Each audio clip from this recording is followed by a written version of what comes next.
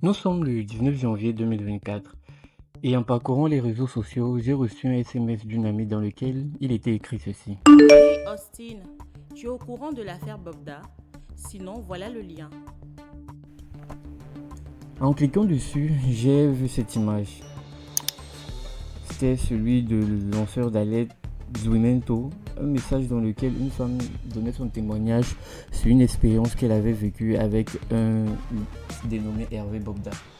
Dans ce témoignage, cette femme expliquait avoir été menacée, violentée pour avoir refusé les avances de celui-ci. Ce témoignage fut le premier d'une longue série de témoignages dans lequel hommes, femmes et jeunes filles ont prétendu avoir été séquestrés, violentés et battus par ce dénommé Hervé Bobda. Mais toutefois, avant de plonger dans le vif du sujet, il serait important de savoir qui est réellement Hervé Noël Bobda. Hervé Noël Bobda est l'un des fils du feu Emmanuel Bobda, qui fut un entrepreneur camerounais qui a fait fortune dans l'immobilier avec son entreprise appelée Afrique Construction, fondée en 1925. Il était connu pour être très dur de caractère et il faisait vivre en enfer aussi bien à ses employés qu'aux membres de sa propre famille. De ce que j'ai pu recueillir comme témoignage venant de certains de ses proches, Bobda était quelqu'un de très timide et très réservé dans sa jeunesse, souvent tiraillé par ses professeurs à cause de sa morphologie, plus particulièrement à cause de ses grandes oreilles. Il s'est très fréquemment replié sur lui-même et a évité tout contact problématique avec les autres. Malheureusement, ça a toujours été un garçon, je dirais pas mal dans sa peau, mais qui malheureusement n'a pas pu avoir ce qu'il voulait réellement, c'est-à-dire l'amour de son père. Malgré tous les efforts que celui-ci fournissait, son papa n'a jamais fait preuve d'un moindre sentiment d'amour à son égard, ce qui a poussé le jeune Bobda à prendre une décision très radicale. Une décision qui plus tard va le mettre dans la situation dans laquelle on connaît aujourd'hui, faisant de lui le plus grand violeur en série que le pays, ou du moins que le Cameroun n'a jamais connu. Donc revenons-en sur les faits. Les accusations portées contre Hervé Bobda sont graves. Il est accusé d'avoir abusé sexuellement de plusieurs femmes, dont certaines étaient mineures au moment des faits. Il est également accusé de harcèlement et de séquestration. Les témoignages des victimes décrivent un véritable système de prédation. Bobda aurait utilisé son statut d'homme d'affaires influent pour attirer les femmes dans ses filets. Il les aurait ensuite droguées, puis les aurait violées ou harcelées. Parmi les victimes, on a des hommes, des femmes, des jeunes filles et même des femmes enceintes qui malheureusement ont tous été pris dans les filets du prédateur sexuel Hervé Bobda. Selon les témoignages des victimes, Hervé Bobda utilisait un mode opératoire récurrent pour piéger celles-ci. Il les abordait généralement dans les lieux publics tels que les restaurants huppés ou des clubs de nuit.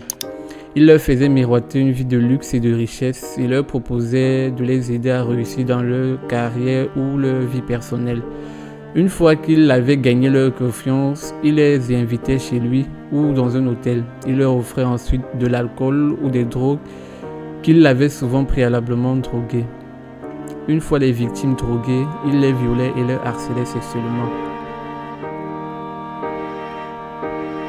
Dans certains cas, Bobda utilisait également la force ou la menace pour forcer ses victimes à avoir des relations intimes avec lui, particulièrement en utilisant son arme à feu qu'il brandissait à chaque fois que celle-ci avait le malheur de lui dire ou de lui faire comprendre qu'elle n'était pas propice à ce type de relation avec lui.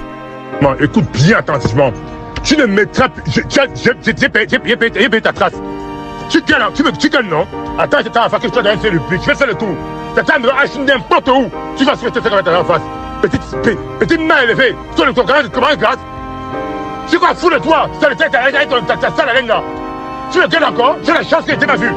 Tu l'as encore fait que ta la chance que j'ai payé ta trace à toi en voiture. Attends, mais là, je vois. Comme n'importe où tu vas te faire. J'ai des messages à prouver aux hommes avec qui baisent à droite pour pouvoir t'aider dans ce que tu fais.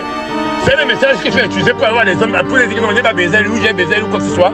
Parce que ça qu'ils ont besoin pour venir passer t'aider. Je vais te fouetter quand on est bien.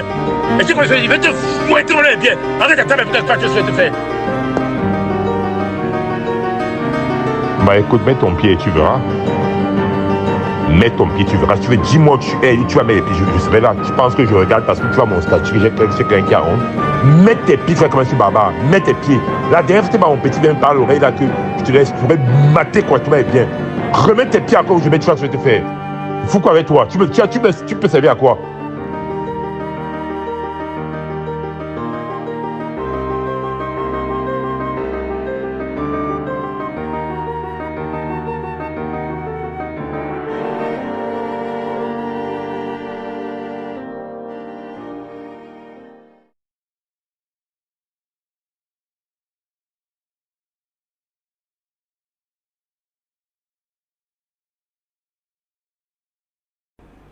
Il est évident que Hervé Bobda n'a pas pu sévir aussi longtemps seul.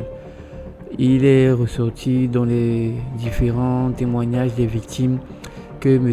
Hervé Bobda opérait avec des complices qui étaient au nombre de 3. Des complices que je vais afficher bien évidemment les images ici.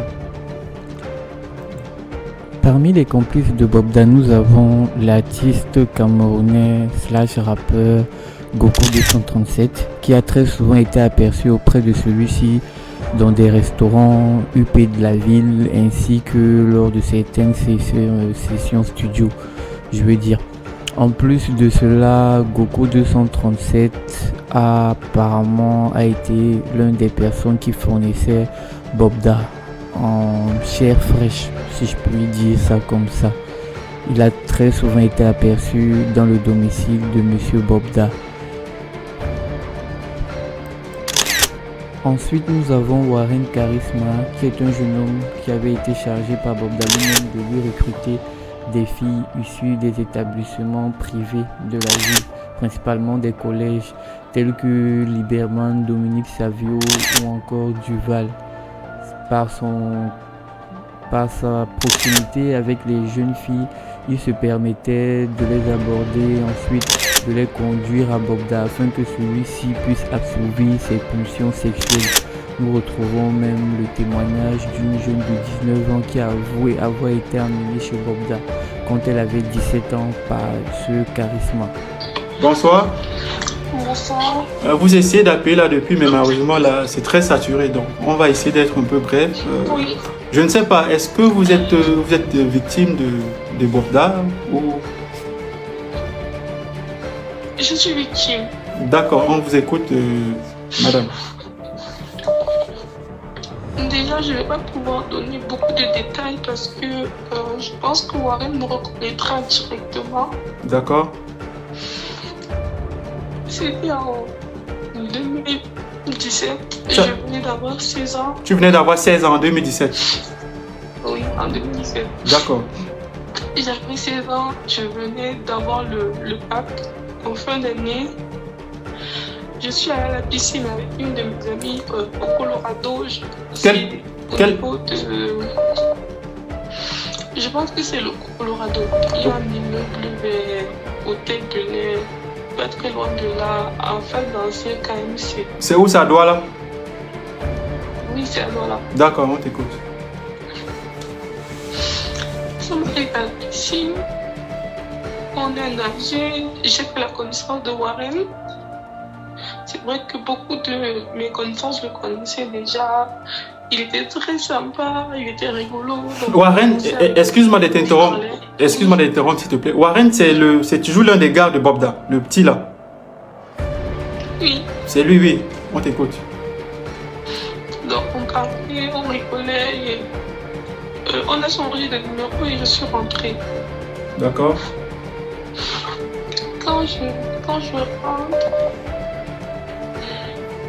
Warren m'écrit sur WhatsApp et je lui réponds, il me demande de revenir pour une soirée le samedi d'après. Je n'avais pas le droit de sortir la nuit à l'époque. Donc quand je dis que je vais à l'université à mes parents et je vais à la fête de Warren.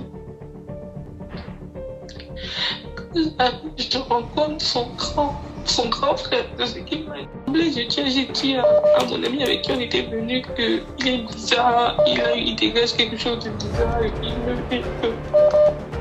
Elle m'a dit non, c'est sûr que tu as des a priori, c'est pas normal, tu viens de me rencontrer, pourquoi tu penses ça et tout. Après, le 21h, il propose de nous accompagner parce que mon père m'appelait. Il me disait, tu es où? Je viens te chercher à l'université, rentre. Et donc, le fameux Bob a décidé de nous accompagner. On arrive à Super U, il dit qu'il va acheter quelque chose, mais c'est déjà fermé. Il dit, ok, je vais prendre quelque chose devant. Et c'est pour ça que on se retrouve derrière Super U là-bas.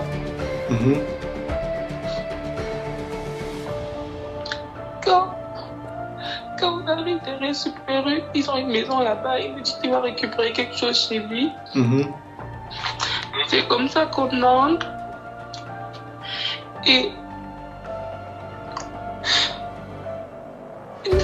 une fois à l'intérieur. Prends tout ton temps. Je t'écoute. Une fois à l'intérieur, je me rappelle qu'il dit à ma copine d'attendre à la voiture et qu'il voulait que je l'accompagne. Chose que j'ai refusée. Donc, mon ami a donc décidé de nous suivre. On est entré. Il était 21h42.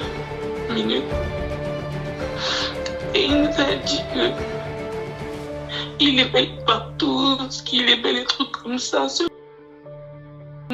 le moment, je prends peur, j'ai mon téléphone, moi j'écris à Warren, je dis Warren, s'il te plaît, est-ce que tu peux nous chercher?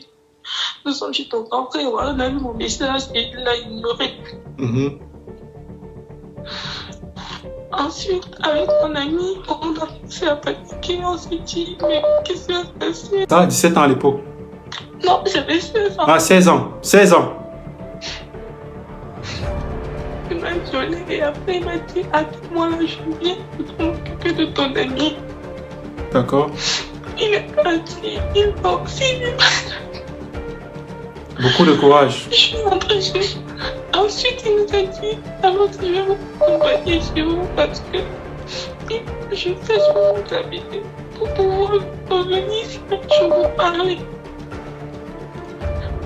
D'accord, donc il vous a raccompagné à votre domicile et il vous a dit que... Non, il a dit qu'il voulait nous accompagner chez nous parce qu'il voulait savoir... Ah, il a dit à l'un de ses gars de vous accompagner chez vous parce qu'il voulait savoir où vous vivez. Non, il voulait nous accompagner lui-même. Ah d'accord, oui. Nous on vit au cas où on en parle.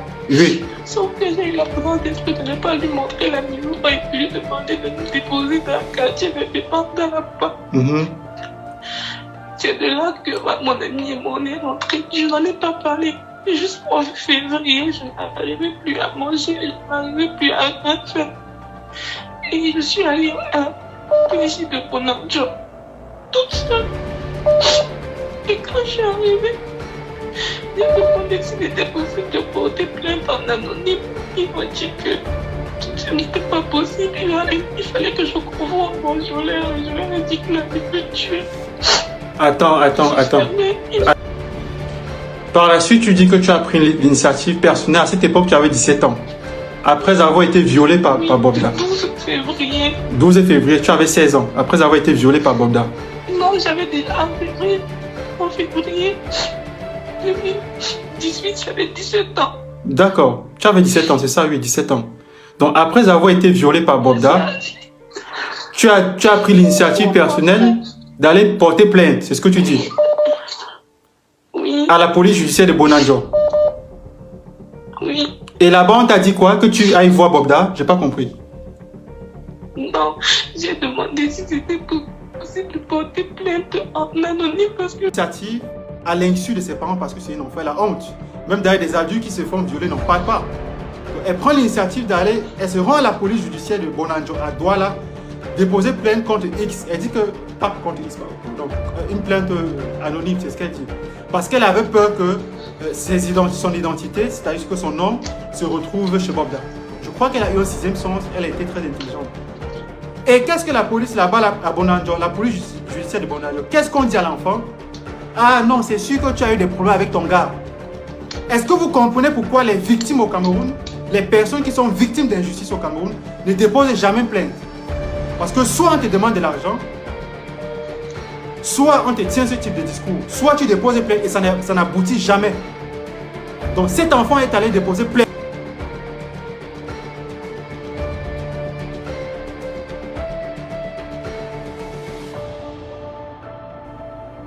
En plus de fournir des jeunes filles à Hervé Bobda, celui-ci a également participé aux agressions sexuelles qu'ont subies certaines filles. À travers ses stories Snapchat, on retrouvait des images coquines de lui en plein débat avec des jeunes filles mineures qui n'étaient pas consentantes pour forcément qu'on publie leurs images dans la toile. En 2019, il avait été arrêté et emprisonné pour avoir publié des photos nues d'une jeune fille.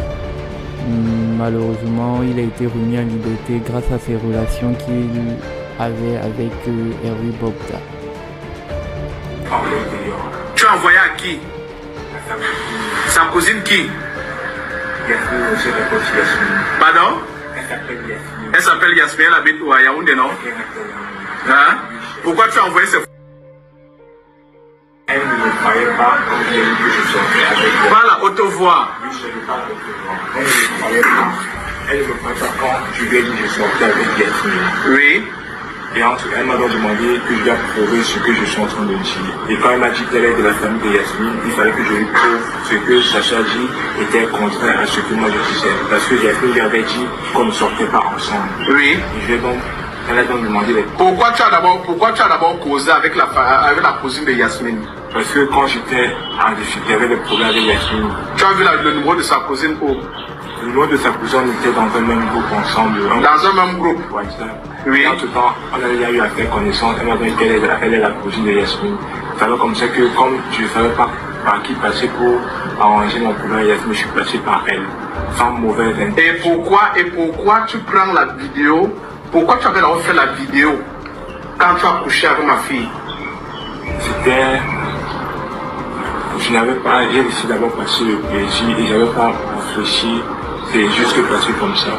Je n'avais pas pourquoi tu fais avec toutes les filles? Puisqu'il y a dans ton téléphone, il y a plus de 50 vidéos pornographiques. Des filles nues que tu as couché avec elles. C'était sans mauvaise intention. C'était sans mauvaise intention. Est-ce que tu sais que j'ai reçu des appels de filles qui disent que tu les as menacées? Je les menace pas, je ne menace pas. Bon, ça veut dire que je vais les convoquer. Toutes ces filles vont se présenter au bureau. C'est ça, non? Chef, vous êtes d'accord, non? Je ne les menace pas, chef. Pourquoi tu as continué à menacer ma fille? Je n'ai plus menacé. Je vous ai donné ma parole. Aujourd'hui, ok, j'ai des preuves. Hein. Aujourd'hui, c'est un jour sacré. J'ai des preuves. Hein. Tu connais tous les jours sacrés avant de filmer les enfants d'autrui nus.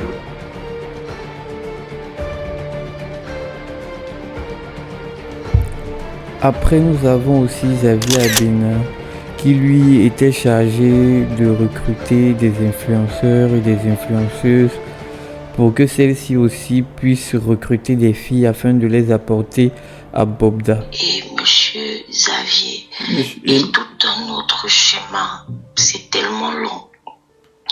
On va essayer, s'il vous plaît, voilà, on va vous écouter, mais si vous pouvez être bref, ça serait parfait, parce qu'on va prendre d'autres personnes. Mais on vous écoute, D'accord. Je rencontre monsieur Xavier à Zipol. À Douala, toujours. En 2020. À Zipol. Ok. En 2020. Ok. Il est 20h30, je sortais, mon petit ami à l'époque qui vivait là-bas, derrière Zipol. Puis maintenant quand je sors, il m'aborde, il me fait comprendre que j'ai un très beau corps, il veut me positionner par rapport au mannequinat. Moi je fais informatique, réseau, je lui fais comprendre que je suis pas intéressée par le mannequinat. Il me dit ok, mais il veut m'inviter et tout. Alors je On s'échange de numéros. Et puis quelques jours, on parlait constamment au téléphone. Il était très sympa. Quelques jours plus tard, on se rencontre au Biblos. Il m'avait invité à une soirée qu'il avait organisée au Biblos.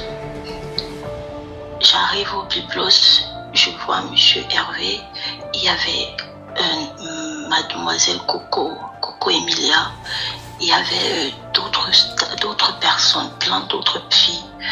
Moi, j'étais tellement contente. J'étais encore une jeune fille. À quel âge? Fière de moi, cette dame-là. Excusez-moi s'il vous plaît. Vous aviez quel âge à cette époque-là? À cette époque-là, j'avais 19 ans. Ok, 19 ans. Oui. Donc j'étais fière de voir ces filles que je suivais sur les réseaux partout. Et puis, la soirée s'est très bien passée, tout s'est bien déroulé. Il me parle qu'il veut que je l'accompagne au Pinky Money qu'on appelle Aboya là-bas. Le Pinky Money que je citais tout à l'heure. Oui, le Pinky Money. D'accord. Et quand je lui dis ok, que apparemment il y a encore une autre soirée, que la soirée au Biblos s'était bien passée, je décide de l'accompagner à Boya toujours et tout. Donc, excuse-moi de t'interrompre. Je veux juste que les personnes qui nous suivent comprennent très bien. Donc, c'est Xavier Abena, c'est ça, qui te propose d'aller au Pinky Money à Boya. Oui. D'accord. Maintenant, on arrive dans 2 semaines après, on voyage pour aller au Pinky Money. Quand je suis arrivée au Pinky Money, je m'attendais vraiment pas à ce que je vais découvrir là-bas. J'arrive, c'était la maison, je vais jamais oublier le nom du monsieur qu'on appelle, c'est Dangosta, il a un nom là. Dangosta, oui, ça aussi je l'ai écouté, oui. Ça j'ai écouté ce nom, j'ai entendu ce nom. C'est dans sa maison qu'on organisait tout ça. Le Pinky Money. Il y avait, j'ai trouvé Nathalie Koua. Nathalie Koua était là, exact, ce sont les noms qui sont revenus. Nathalie Koua, Clinton J. Le footballeur. Oui. Il y avait, comment j'ai oublié le nom, il y avait un des chanteurs des Biscuits. Je ne sais plus trop le nom. Exactement. On m'a donné quel nom là? Comment il s'appelle là? Allez-y, vas-y, on t'écoute. Ok, il y avait des chanteurs et il y avait plusieurs d'autres personnalités. Maintenant, moi j'étais très bien à cette époque. Nathalie Koua a dit qu'elle aime les filles, mais au départ, quand vous arrivez... Attends, je veux comprendre. Nathalie Koua dit qu'elle aime les filles. Nathalie Koua qui se trouve au Pinky Money à Boya. Oui. Elle dit qu'elle aime les filles minces. Pourquoi est-ce qu'elle dit qu'elle aime les filles minces? Ça veut dire quoi exactement? Déjà, c'est comme son fantasme, parce que vous dansez en soutien caleçon. Moi, j'ai de l'argent, je vous. Attends, c'est le fantasme de Nathalie Koua, je ne suis pas sûr d'avoir su. Est-ce que vous étiez censé danser pour les dangotés, pour les clients entre guillemets, c'est-à-dire ceux qui vous attendaient, ou pour Nathalie Koua? Pourquoi est-ce que Nathalie Koua dit qu'elle aime les filles minces? Je n'ai pas compris. Écoutez, elle faisait pas jette la langue sur nous. Et quand maintenant vous finissez de danser, si parmi vous, un client est intéressé par vous, il vous prend, il part avec vous dans la chambre, vous faites l'amour. Donc elle était intéressée par moi. Qui est Nathalie Koua? Oui. D'accord. Elle était intéressée par moi et elle m'a dit qu'elle est intéressée par moi. Elle m'a proposé 500 000 francs. Permets-moi encore d'interrompre une autre fois. Est-ce que tu peux prouver ce que tu dis? Je ne peux pas prouver ce que je dis, mais je n'ai pas de... C'est pas avec moi qu'on causait. C'est des choses que quand tu arrives là-bas, ils prennent d'abord ton téléphone. Exactement, c'est ce que toutes les victimes... C'est vrai, là je peux confirmer, c'est ce que toutes les victimes disent. Une fois que vous arrivez à Boya, dans cette résidence du Pinky Money, les téléphones sont retirés. Ça, c'est ce que tout le monde dit. Vas-y, on t'écoute. Ils prennent vos téléphones, ils vous prennent vos cartes d'identité et tout. Il n'y a pas moyen de filmer ou que ce soit d'autre. Elle me proposait 100 000 francs et tout. Moi, je suis là, je lui dis, ok, c'est une femme, comment ça va, ça passe. Sans savoir que Quand on arrivait dans la chambre, il y a ce monsieur, l'organisateur même, qui sortait avec quelqu'un qu'on appelle cette Nagostala. Ils ont d'abord couché ensemble les deux. Ils ont couché ensemble Après, avec Nathalie. Oui. Après, ils m'ont appelé sur le lit. Je vais dire. Sois forte, maman, ne pleure pas. Sois forte. À cette époque, tu avais 19 ans, c'est ça? D'accord. Et quand je suis venue sur le lit, on a fait la boue. Puis maintenant, Dagosta a pris les pareils des hommes, le pénis artificiel. Les godes. Dans les fesses. Le god. Voilà, il demandait que je mette ça dans l'anus de Nathalie, que ça l'excitait. Donc, Dangote, voilà, il t'a demandé de prendre un pénis artificiel pour mettre dans l'anus de Nathalie, quoi, parce que ça l'excite. Oui. D'accord. Et je faisais que mettre lui, ça l'excitait, elle criait, lui aussi criait. Après, finalement, il a joué. Et c'est comme ça qu'ils nous ont ramenés. On s'est séparés, il nous a donné 500 000 francs. On a dormi tous dans une chambre. 500 000 francs chacune ou bien 500 000 francs pour vous deux? Nous, 500 000 francs à moi. Ah, d'accord, ok. Moi, c'est elle qui me donne. Ah, d'accord, ok, c'est elle qui t'a pris. Ça, je comprends, ok. Et nous tous, on a dormi dans les autres filles qui étaient là. Et moi, on a dormi dans la même chambre. Et le matin, il y a des voitures qui sont venues nous chercher. Et puis, ils nous ont déposés à Bonabéry. À Bonabéry. Et c'est comme ça que... Oui, à Bonabéry. Et quelques jours, quand je suis rentrée, quelques jours après, mes fesses, j'ai commencé à... les tombous sortaient de mes fesses. Les tombous, c'est quoi? Les tombous, c'est quoi? Les asticots? Les asticots. Donc, oui. Quelques jours après, vous êtes revenu de Boya, au Pikin Money, où tu as fait une partouze, on va dire ça comme ça, avec Nathalie Koa et le fameux, je sais pas, Dangote, c'est je maîtrise pas très bien le nom. Et voilà, tu es revenu donc de Douala, Bonabéry, quelques jours plus tard. Tu as des asticots, dis-tu, qui sortent de tes fesses. Oui, c'est mon père qui nous a amenés dans une région là-bas, à l'ouest, où on va soigner. Donc c'était tout un réseau qui était orchestré, dans lequel on retrouvait Goku 237, Warren Charisma, Xavier Abena, Chris Code qui était un influenceur TikTok, qui lui aussi avait pour mission de recruter des filles à travers son réseau afin de les conduire à Bobda. Ce qui explique le fait que Bobda ait pu rester aussi longtemps sans être condamné ou inquiété, c'est sa proximité avec les forces de l'ordre. On note également une vidéo dans laquelle il a été décoré par la garde présidentielle, qui dénote une certaine influence de sa part dans la haute sphère du pays.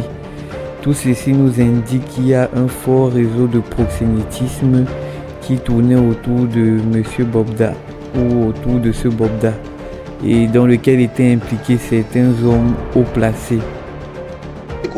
Il a appelé les gendarmes contre moi avec les militaires. J'ai appelé les gars de Neuben. J'avais dit que ce gars, son visage va tomber un jour. C'est un violeur, ça fait plus de 20 ans. Agresseur, il sort. En dehors de ces trois hommes, nous avons aussi des influenceuses qui ont été impliquées ou je dirais plutôt mentionnées dans cette affaire, notamment Nathalie Koa. Nous avons aussi l'influenceuse Instagram Mourzane qui a été mentionnée par Bobda, par un témoignage anonyme. Nous avons Coco Emilia qui a elle aussi été mentionnée. Et pour finir, nous avons la défunte Madame Cooper qui a été clairement mentionnée comme étant celle qui était active dans ce réseau, notamment suite à un clip qu'elle a tourné avec le rappeur Goku 237, ce qui prouve qu'il y avait une certaine proximité entre eux. Et cette proximité pourrait expliquer le fait que Madame Cooper puisse être impliquée dans les affaires de Bobda. Nous avons aussi des témoignages qui incitent à croire cela. Ce qui voudrait dire que ce réseau tourne autour de Bobda. C'est un réseau dans lequel il a implanté beaucoup de personnes.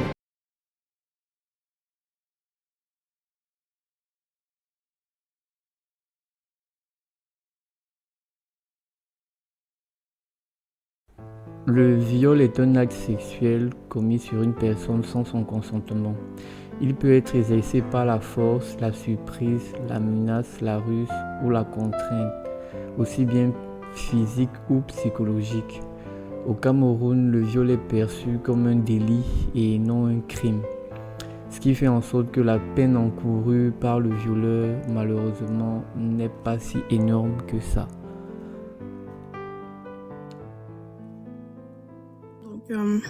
Je vais pas commencer par le début parce que ça va être un peu trop long. Ce qui est sûr, c'est que j'ai vécu en 2016 à Komondor. Je vivais avec mon petit ami, c'était la maison familiale. Lui travaillait à Bonanjo. C'était un petit boulot de vigile. Et vu que c'était en maison familiale, je me sentais pas bien un jour, vu qu'il y avait tout le monde de sa famille, avec tout le monde à la maison. Je me suis dit, bon, je vais marcher un peu, je vais aller vers là où il travaille. Et on sait jamais. Bon, après, j'ai pas pu accéder. J'ai pas pu accéder à là où il travaille, mais je suis tombée sur le monsieur qui m'a parlé. J'étais en couple, donc j'ai donné mon numéro, mais sans plus. Je voulais pas trop traîner. Après, quand je suis rentrée, vu que j'ai pas pu voir mon petit ami, quand je suis rentrée, il m'a appelé le soir même. Mais je pouvais pas parler parce que mon petit ami aussi était très jaloux, donc j'ai pas pu parler avec lui. J'ai demandé qu'il m'écrive, on s'écrivait. Et chaque fois qu'il m'appelait, je suis jamais allée. Mais quand on a quitté la maison familiale, on a déménagé, on a pris une chambre à 2 au niveau de Makepe, Makepe, Sable, Makepe, donc 54 escaliers là-bas. Après, ça commençait à être très difficile pour nous financièrement. Et un soir, je me suis dit, bon, je vais appeler le monsieur, vu que dans les écrits, il me promet monts et merveilles et tout. Donc, ce qui fait que souvent, je me dis que je me suis longtemps, je me suis condamnée, je me suis dit que c'était de ma faute, parce que c'est moi qui avais appelé. Il m'a demandé de prendre la moto, de venir, qu'il allait payer. J'étais allée, je connais pas très bien Douala, c'était toujours au niveau 20 Commandeur vers le Air Force One. Pas très loin, il y a un restaurant. Je suis partie, on s'est vu, on a mangé. J'étais très fine, on commençait à m'appeler mon mannequin.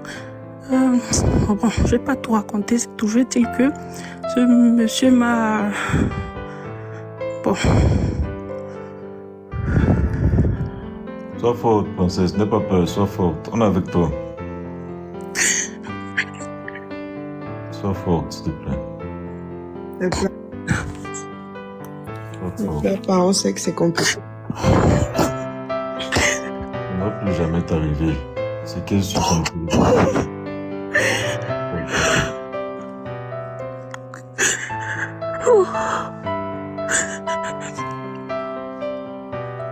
Il a abusé de moi de partout.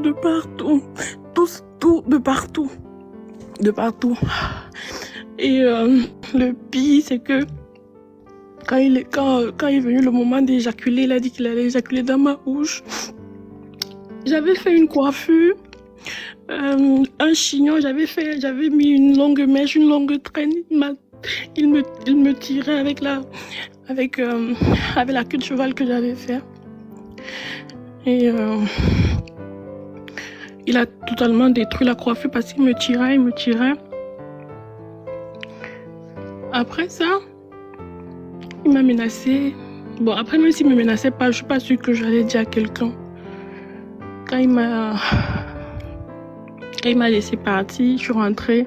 Il m'a donné l'argent de prendre le taxi, mais je vous assure que j'ai pas pu. J'ai marché à pied. J'ai retiré mes chaussures, je marchais.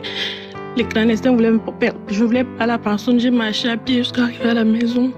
C'était la nuit. J'ai marché jusqu'à la maison. Quand je suis arrivée, il y avait une grosse bassine d'eau dehors. Je me suis versée de l'eau, je me suis frottée, je me suis lavée de partout, mais son odeur n'est jamais quittée de ma tête. Et j'ai jamais parlé à personne, je n'ai jamais raconté à personne, jamais. Et cette histoire m'a... Jusqu'aujourd'hui, je vous assure que je suis totalement détruite, je suis totalement détruite. Je n'arrive pas à me ce que je fais, je n'arrive pas à me retrouver. Je n'arrive pas à me concentrer dans une relation, même quand la personne est bien, comme il peut être bien. En fin de compte, je trouve toujours son mauvais côté. Et je supporte pas les relations longtemps. Aujourd'hui, j'ai déjà 2 enfants. Je vis en France, mais je me retrouve pas.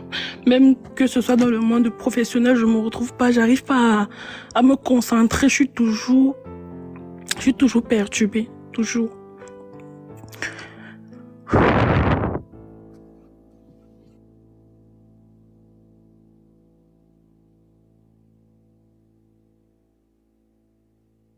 Il a dit, si elle crie un peu, il finit avec elle. Elle est restée tranquille. Elle entre dans la maison. Dans la maison, il se retrouve dans un sous-sol. Dans le sous-sol, on lui donne un verre. Il force qu'elle doit boire. Elle a bu.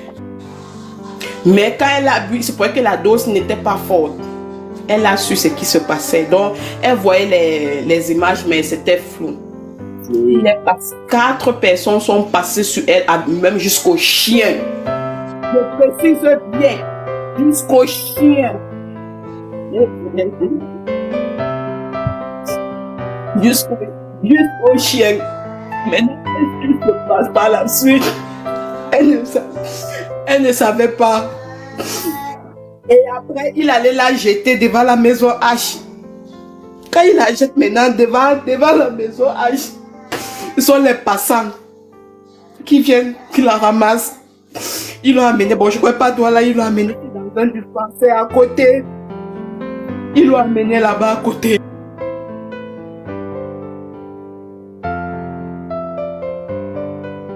Maximum 30 minutes. J'ai pris un taxi et arrivé au Carrefour Pastous, il était déjà là. Il m'a dit qu'on retrouve ses amis en Gousso. Comme ma réunion était à Omnisport, j'ai dit d'accord. Arrivé là-bas, je suis entré dans la maison, il y avait 2 hommes qui l'attendaient.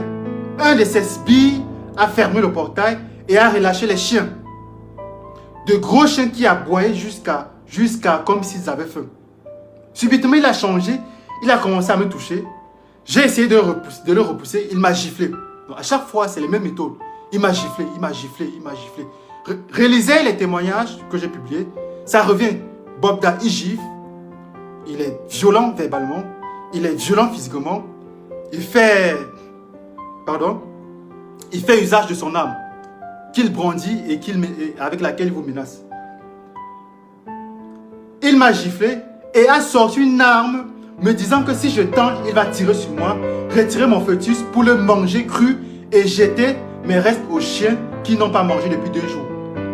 Il m'a violé là au salon. Il avait dit à ses amis d'aller attendre le tour dans la chambre, qu'il est le président et qu'il passe en premier. Un moment, il a sorti l'arme et a commencé à caresser mon ventre. Avec tellement j'étais traumatisé, je commençais à perdre les os. Quand il me...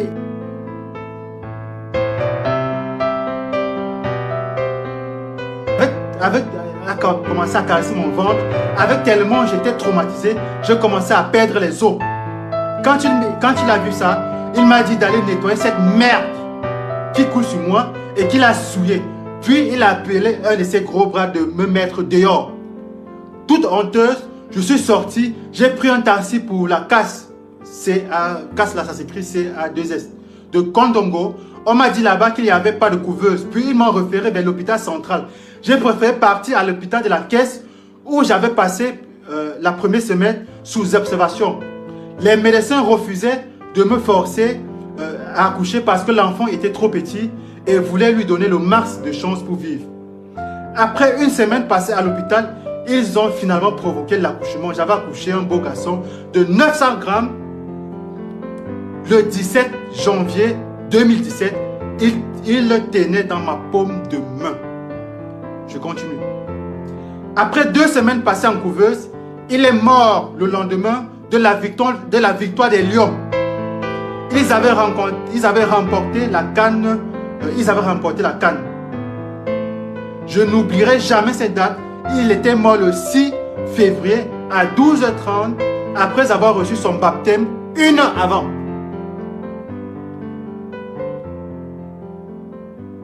Je continue. Aujourd'hui, j'ai gardé des séquelles. Je ne conçois plus. Je suis marié, mais pas d'enfant avec mon mari.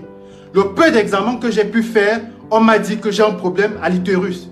Mais les examens poussés qu'on me demande coûtent extrêmement cher et je ne peux me permettre cela.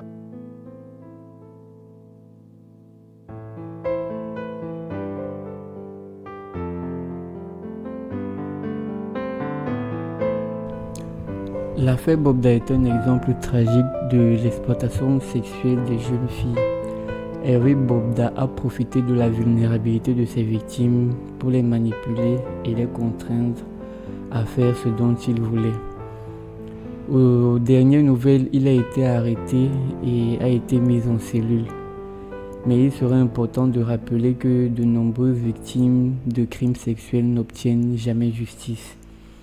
Cette affaire met en lumière la nécessité de protéger les jeunes filles et les jeunes hommes contre l'exploitation sexuelle.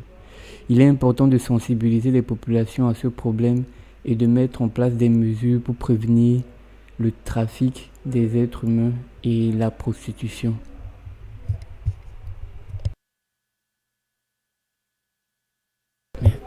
Grâce aux lanceurs d'alerte Zoumento et aux multiples partages qui ont été relayés sur les différents réseaux, notamment Twitter, Facebook, TikTok et Instagram, ce